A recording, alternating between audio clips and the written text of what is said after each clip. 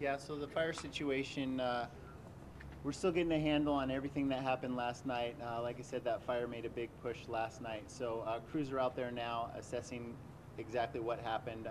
They're dealing with a lot of factors, like we've got rocks in a lot of roads. So when a fire blows through, it disturbs a lot of the vegetation. Rocks will roll into roads. So crews are assessing what's going on. They're making their way through these communities and trying to see exactly where they can help, where they can make a difference, and figuring out exactly what burned and what didn't. At this point in time, we don't have any homes that were burned, but we're still assessing the situation. So more to come, but we're figuring things out right now. How big is the fire? We don't have a acreage yet. We're still working on getting that information as well. Can you talk about the lodge? Can we hold? Sorry. Multnomah County Lodge is still intact, still in good shape. Crews were able to protect that last night. They worked hard overnight protecting that. It is still threatened though by fire, but right now it's doing okay. Would you describe seeing it around Multnomah Falls, the lodge there, the outbuildings, the fire response, and all the rest of that place? Yeah, I'll tell you, driving through last night, it's pretty surreal to see that area on fire, and I think we've shared some of the video that I took when I was going through there. You know, you see fire above and working its way through those areas where those beautiful falls are, and it's pretty heartbreaking. But I know that our crews worked hard to protect those lodges, and by our crews I mean crews from all around Oregon work together to protect the lodge, and as well as the Forest Service working and Oregon Department of Forestry. It's a big team effort to save those homes and save those important structures. What are some of the obstacles you're facing in fighting this? Like I said, we've got a lot of rolling debris. That fire made a big push at night, so that creates an extra danger. Working in and around the BPA power lines, they work great partners for us. They de-energized a lot of power lines, and they were able to reroute some of those, is my understanding, so that people didn't lose power. But you know, there's just a lot going on, but the biggest thing was that wind pushing through and making that fire move so quickly. It was, you know, when fire moves like that, you just have to do what you can and then get out of the way and get back in as quickly as you can. So it was a real fight for our crews last night. We pulled in more crews, we woke up day crews and got them out in the field, but it was a scramble and a real fight. Lieutenant, as this thing moves so quickly and the community is already threatened, what can you say about some of the bigger communities that you talk about, Troutdale, even to here? I mean, it's moved so fast. Should people in Troutdale, should people in Sandy, is that a risk at this point, or is it something to start to consider? You know, for sure the Sheriff's Office will let you know if those communities are at risk. Right now, I don't feel like they are. I think they're looking like they're in good shape. As we get out of that urban interface is what we call it, where we have a lot of the more rural areas and the big stands of trees, the danger of these kinds of fires pushing through as severely lowers. So our hope is that we can just get ahead of this thing, and like I've told you guys earlier, we really need the cooperation of the weather. We need the cooperation of the public too, though. That's the biggest thing, and we just need people, when we ask them to evacuate, when we ask them to stay out of these neighborhoods, to really help us out so that we can focus on that fire. Would you speak to the access issue as this burns further west towards Corbett, as we talked about earlier? More paved roads in there, easier to get equipment, personnel? Sure, yeah, we can get some of our bigger fire rigs into a lot of these areas as we get more urban, right? So we have paved roads, we have wider roads, so some of our bigger fire apparatus can get in, and they can provide more water, they can provide a better resource for protecting some of these structures. Those are the engines and ladder trucks that we want to protect the structures. When we're out in the wildland, we want the smaller, more nimble engines. But as we get closer to town, we have a few more options that way. Can you predict how the fire is going to move throughout the day yet, or is it still? I can't. You know, it's just, you know, we try to prepare for any possibility, but you know, saying I would know exactly what this fire is going to do, or even, you know, try to predict it. I'll leave that for our ops people to try to make those predictions, but I wouldn't try to guess for the public, other than to say that, you know, at our last glance, the fire is moving to the west. So. Are there any updates on the fire in Washington? No updates on the fire in Washington. My understanding is we had some rumors go out there that there may have been more than one fire. My understanding is only the one fire that I reported earlier, and that is in the Archer Mountain area, just lower down there. and if you were looking across the river, you'd be between Ainsworth State Park and Benson State Park. Lieutenant, can we talk about the evacuation so far and how they're going?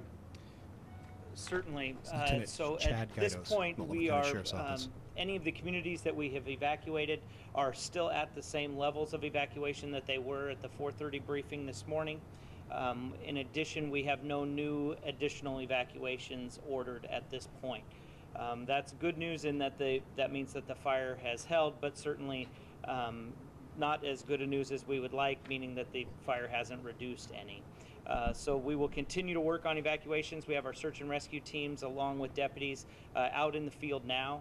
They'll be working with to do any kind of evacuations we may need, and certainly if there are people who are choosing to evacuate even late at this point, they're helping facilitate that. Just want to remind folks, if you're in a level 3 evacuation area, make sure to monitor social media. You should be out now, and so we're asking and encouraging people to leave. We also have some resource options for large animals, and we are working with the Multnomah County Emergency Management Team to ensure that we're able to get those animals out. Again, we do have a shelter set up at the Mount Hood Community College, and that's a place where pets and people can co-locate. So if you're in a position where you want to evacuate and have small pets, you can take them there. Just really want to remind folks that when asked to evacuate, this is for your safety, and we wouldn't ask you to evacuate if we didn't think it was absolutely necessary. In terms of air quality, you can probably tell even here, since this morning, the air quality continues to reduce, and so we want to ask people that are having issues with that to go to our website, multco.us, and you can get more information about safety precautions related to air What's quality. the count on structures burned? At- Still zero? At this point, there's no reported structures burned. How many people have evacuated or been evacuated? It's difficult to get a clear number on that. It's a holiday weekend. We had several people who were out of their homes. These are rural areas, and so things like census data that we might use in a more urban area isn't as accurate, and so it's not something we lean on as heavily. Do you know how many people checked in at the shelter so far? At last word early this morning, there were 12 people that had checked into the shelter and were inside the shelter, and another 7 or 8 who are opting to camp outside. Chad, have you had any trouble, like people that aren't willing to evacuate, anybody injured, or has it been pretty smooth? Or No injuries at this point. We do have a limited number of people who have opted not to evacuate. And again, as they choose to evacuate, we are facilitating those as best we can. It's important to know that if you've received a level 3 evacuation, that is the final notice that we'll provide. And so we are asking people to evacuate at that point. Will you go back for the people that you have identified for, or that are in that level 3 area? Certainly, if somebody is in a dangerous situation and they call 911, we will respond accordingly. As a sheriff's office, that's certainly our work, and so we'll continue to do that. But we're asking the public not to put us in that place.